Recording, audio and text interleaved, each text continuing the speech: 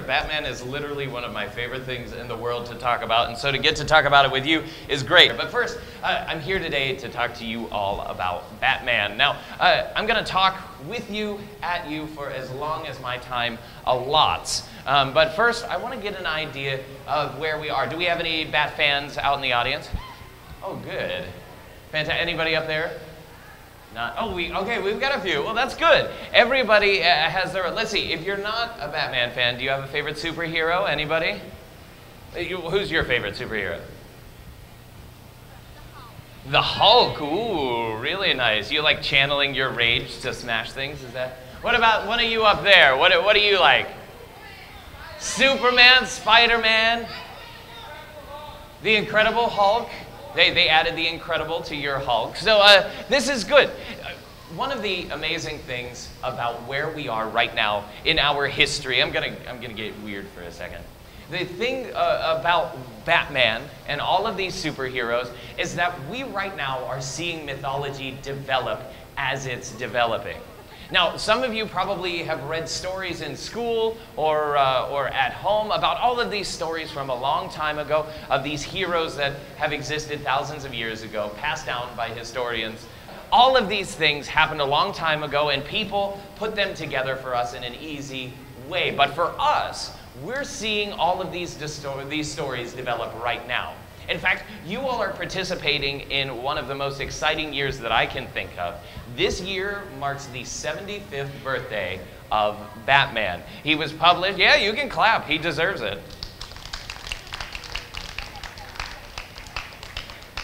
It's hard to believe that since 1939, the May edition of Detective Comics 27, Batman has been saving the world week after week from everything from low-level criminals to these supervillains and everything in between. Now, over those 75 years, one of the things that I like to talk about is how our world, our society has changed Batman. To prove this to you, everybody close your eyes for a minute and envision Batman, whatever that means to you. Think hard. It can be just the bat symbol. It can be the suit. It can be the actor who portrayed them. Think about it. Now, everybody open your eyes. I'm not going to poll the audience because we don't have quite enough time to do that. But I guarantee that we have had an amazing amount of diversity within our group of thinking of what Batman is.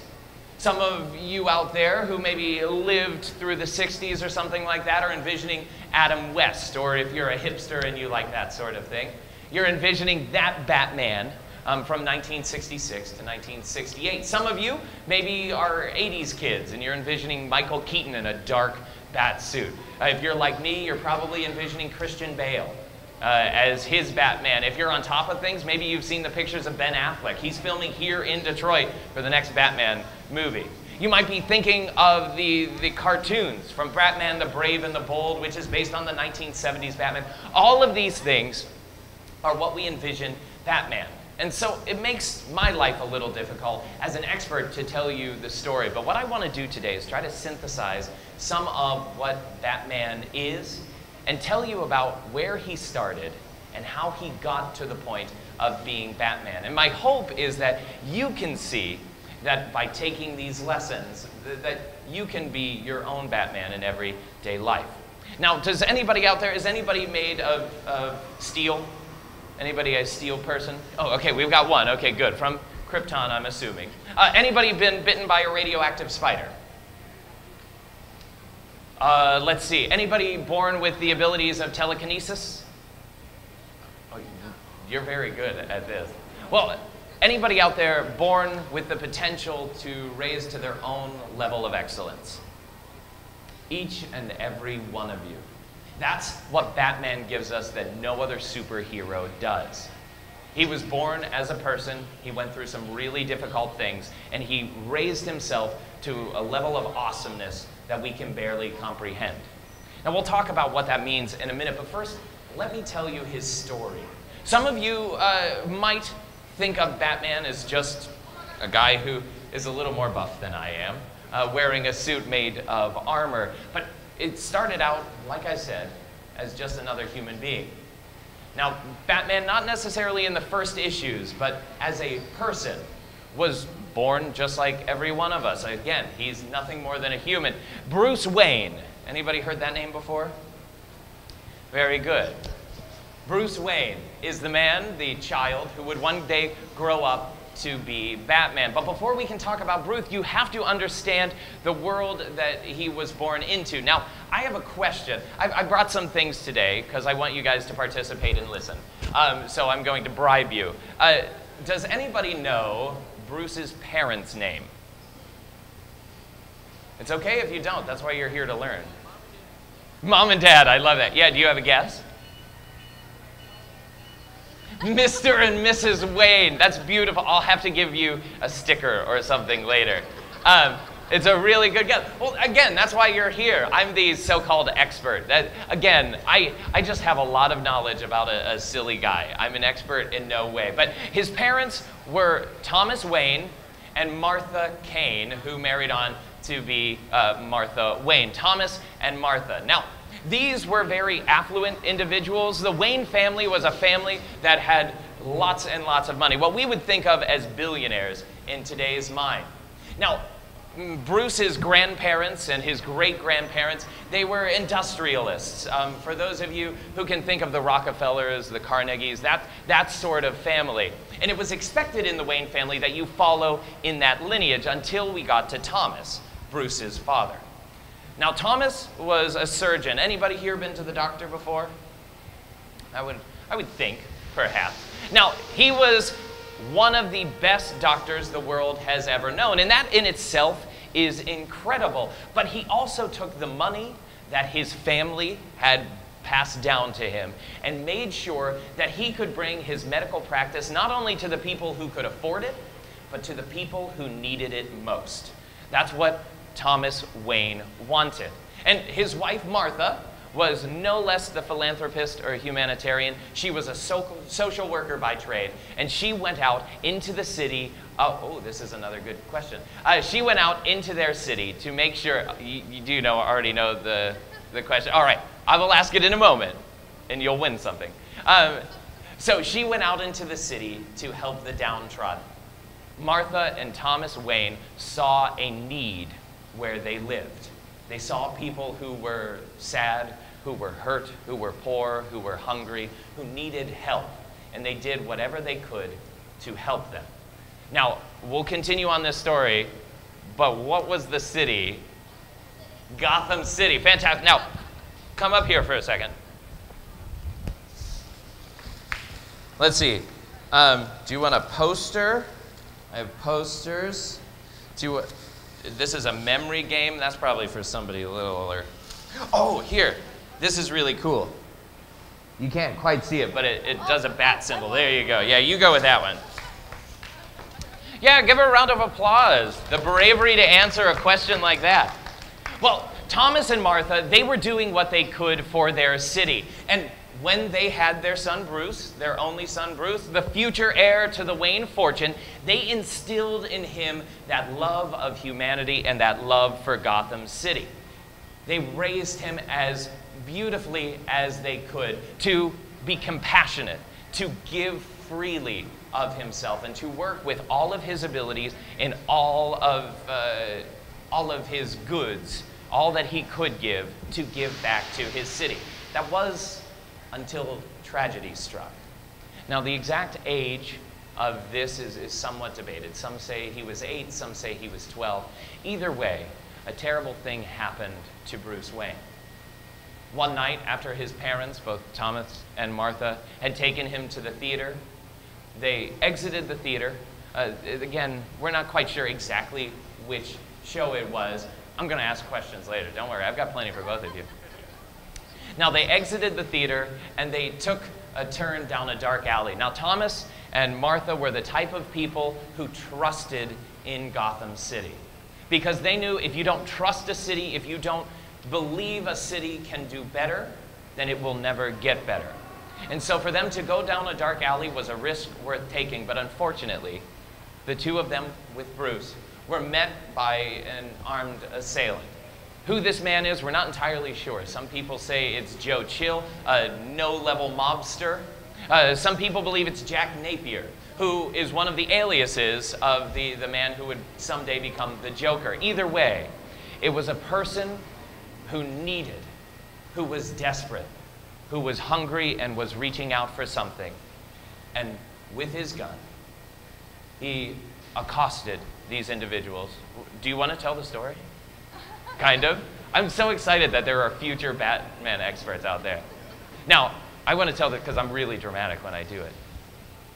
So, Thomas and Martha were met with this individual with a gun, and he demanded of them their wallet, their money, their purse, Martha's pearl necklace, all of these things. And Thomas, being the brave man that he was, he stepped in, he intervened with this assailant, and with 2 gunshots at Bruce's feet fell his parents. In a single moment, he lost everything that mattered to him. It's a devastating, terrible thing to think about, to lose all of that. The one thing that we can take away from this immediately, though, and for those of you who are still coming to live, this might be a new lesson. For those of you who are old enough to have life experiences, this might be ringing true as well. But the thing, to me, that defines us the most in our life is how we respond to the things that are difficult, the things that challenge us, the things that are most devastating to us are the things that will define who we become and who we are. And so Bruce had a choice.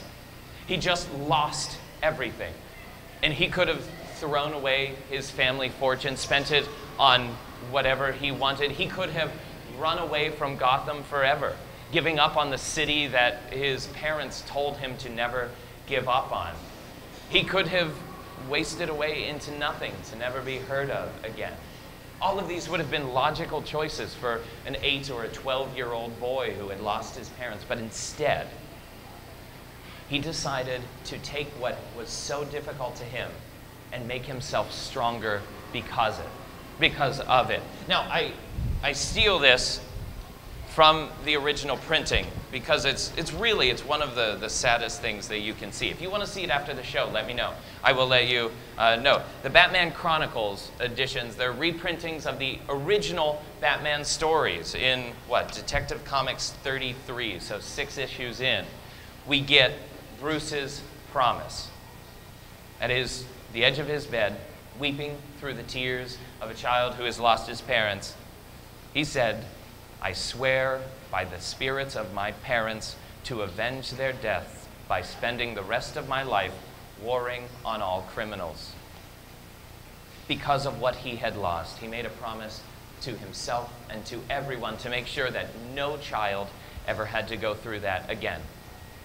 Now, that's an awesome, amazing promise. And usually, when we see a Batman story, that's where we jump ahead.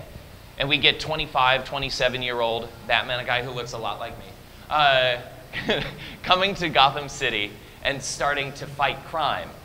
But that's easy. And just like I've said that Bruce Wayne is a human like we are, he had to go through a lot to become the Batman. So let me tell you about that.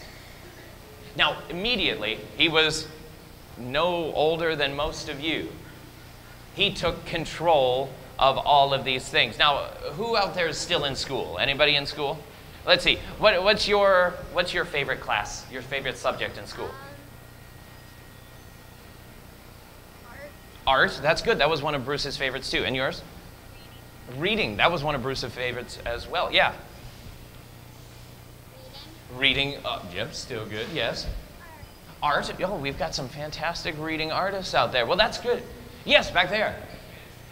Advanced Chem. Bruce Wayne loved advanced chemistry. It's true. Immediately, Bruce saw the opportunity to inform himself with as much knowledge as possible, and he started in school.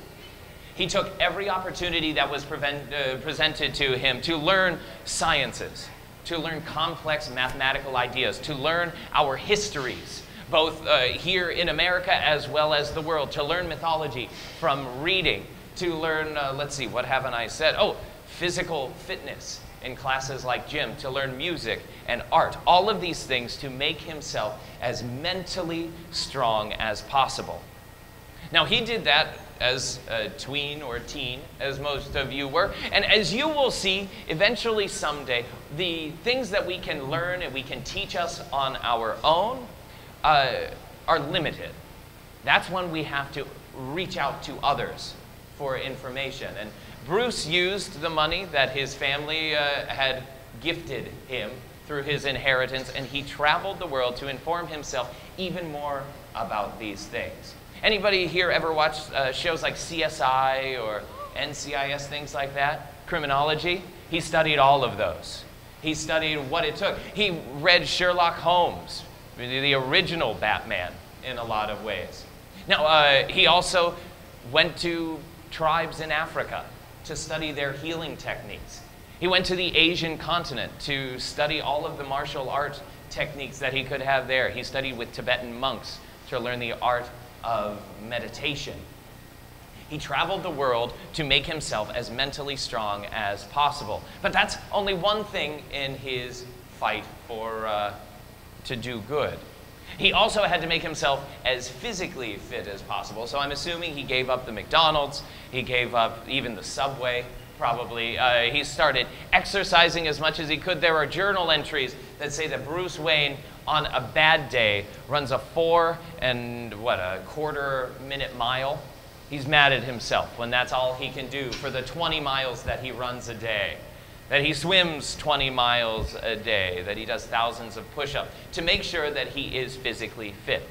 Traveled the world and studied with experts.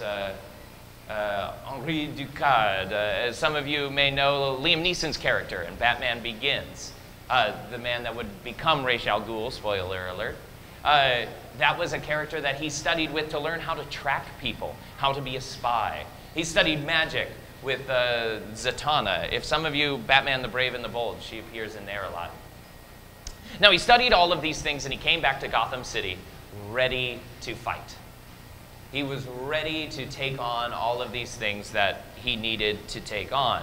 And he went out and immediately he tried, and he was mildly successful. He was not yet the Batman. He was just a guy in a ski mask with really big muscles and a giant brain who was doing the best he could to stop criminals.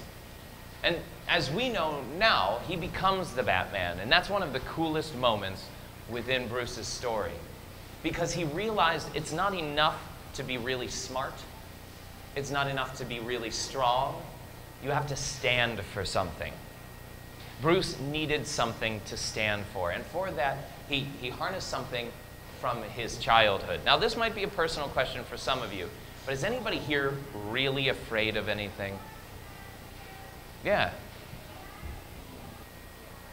You're afraid to get hurt. You're afraid of hurting yourself, right? That makes perfect sense to me. I'm afraid of hooks and needles. It's one of my biggest phobias. Yeah. The dark. Oh, that's a great thing to be afraid of. Yeah.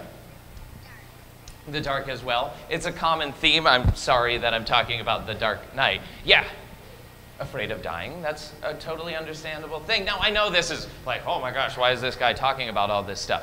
Well, the thing was, Bruce Wayne was really afraid of a lot of things as a child as well. Specifically, as some of you may know, bats. Where his fear came, oh, I meant to look up what phobia that was. Do you know what the phobia name is? It's something along those lines. I'll Google it later. You know why he's afraid of it? Are you willing to share your prizes? Why? Okay. Why is he afraid of bats? Because when he was a kid, he fell down the well and he got, that's where he just came. So again, to summarize, it said that Bruce Wayne fell down a well and he was scared by a bat, and that instilled in him this major fear of bats. And sort of serendipitously, one night, Bruce was lamenting the fact that he wasn't saving Gotham City in the way that he needed to. And he was calling out to his father, to the people that he wanted to work so hard to save. And he said, I can't do this on my own. I need something. I need a sign. In that moment, it said that a giant bat crashed through the window of the study of his father and fluttered around his room. And in a moment, Bruce Wayne knew that he had to take the thing that he was most afraid of, and he had to use that and harness it so that he could do good for the people who needed help. This is a quick tangent, but this is something that each and every one of us can do. Now, some fears are easier to challenge than others, but fears need not hold us back from accomplishing things. Like I told you, I'm afraid of hooks and needles, deathly afraid as a child of things like that. When I heard about Batman's story, I started going fishing with my dad more. It still scares me to this day. I hate it, but I go fishing with my dad. And then when I thought about the fact that you can do good with needles, I started donating blood. Terrifies me every time, but you can do good by challenging your own fears. It's okay to be afraid of getting hurt or being afraid of the dark, but don't let that control you. That's one of the best lessons that Batman can show us. So with that, after a decade or more of training, of study, after realizing he needed to harness what he was afraid of, we have the Batman. But anybody out there play a musical instrument? We've got a couple. Anybody out there play a sport? Yeah, anything that we have to train for. The thing that happens is as soon as we stop putting time and energy into it, we lose our ability. So it's not enough just to become the Batman. You have to stay the Batman. And to do this, Bruce, again, didn't do it on his own. This is where we'll start participating, all of you, a little more. You and I are going to talk after the show. I'm so excited to hear all that you know. Now, this is where Bruce Wayne reached out. Now, this is another thing. Some of you may think this is an oversimplification for the adults. Please recognize that. And this is not a profound idea that I came up with, but I feel that in our lives, we surround ourselves with two types of people. There are those people who support us, and there are those people who challenge us. In comic books, we simplify it even further. We have good guys and we have bad guys. But truly, things aren't that clear-cut here. We just have the people who will stand beside and behind us, and we have those people who will stand in front of us and challenge us to get better. Bruce Wayne is one of the luckiest individuals because he has both of these in incredible ways. Do you know what I'm going to ask next? We're connected. We're going to have lots of talks. I'm excited for this. Now, I have a question for some of the younger folks. Bruce Wayne, one of his biggest supporters, is a young man who wears a red, yellow, and green outfit. Does anybody know who that? Yeah, let's see. Okay. Now, here's the kicker. Do you know what the first Robin, what his real name was? Does anybody? This is a good one. Do you want to phone to an adult? Oh no, but yeah, good specification. I meant the character's name, not the actor. But thank you. Yes, Dick Grayson. Exactly right. Both of you come up. I don't have that many more. I think my microphone is slipping. See, I have one poster. Do you like memory games or stickers? That's just full of my notes for this lecture. I'm sorry. I know most of the good stuff is gone. Do you want both of those? There, you take that. Nice. Well, you know all of the Robins? So there's Dick Grayson. Who's the next one? Jason Todd. Jason Todd. Very good. Oh, who's after that? Tim Drake. Tim Drake. Awesome. Stephanie Brown. Stephanie Brown. This is amazing. Damian Wayne. Damian Wayne. Kelly. Oh my goodness. Give this kiddo a big round of applause. Okay. Now, I need you to double check my work because I'm going off memory here too. Dick Grayson was the first. Then Jason Todd. Timothy Drake. Who am I missing? Kelly. Stephanie Brown. Thank you. Stephanie Brown. Damian Wayne. And then who was the last one? Carrie Kelly. Again, give this guy a big round of applause. Thank you. You have earned that poster tenfold. So all of these individuals became Robin. And Robin was necessary for Batman because Batman needed to lighten up every once in a while. And Dick Grayson especially, but all of the Robins gave him that. Now, Bruce also had a butler for most of his life. I know all the prizes are gone. Alfred. the name of his butler, a man who was trained in many of the things that Bruce was to do all these incredible things and support him along his way. Jim Gordon, the commissioner of Gotham City, was a guy that Batman could not have accomplished what he did without. He was the person on the inside who made sure that the justice that Batman was dealing was equaling up to the law. Before he became Two-Face, Harvey Dent took that one step further, making sure that we could prosecute within our system the criminals that were being brought to justice. Batgirl, Barbara Gordon. Now, tragically, many of these individuals were met with some less than stellar circumstances in the end. Jason Todd being a specific example of that, Barbara Gordon as well, later becoming Oracle after she was sadly paralyzed. But all of these individuals, they helped support Bruce the Batman in his cause. Now that's the easy stuff. We're all surrounded by friends a lot. We try to be around people with like-minded causes, with people who will support our ideals. But it's just as important to honor the people that disagree with you, that stand in front of you and challenge you to become better. One of the reasons that sports and competitions are great is because it inspires us to raise our personal level even higher.